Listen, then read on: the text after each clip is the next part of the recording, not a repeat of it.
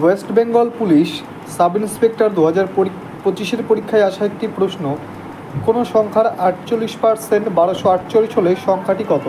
তো আমরা জানি যে সংখ্যাটি সবসময় কী হয়, 100% হয়।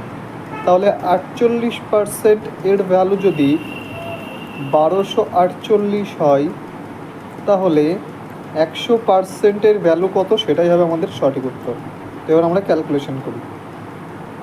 তো 48কে আমরা জানি 4 দিয়ে কাটলে 12 দিয়ে কাটলে কত হয়, 12, 4 12 48, আর এটাকে 12 দিয়ে কাটলে 12 কি 12, আর 4 12 48।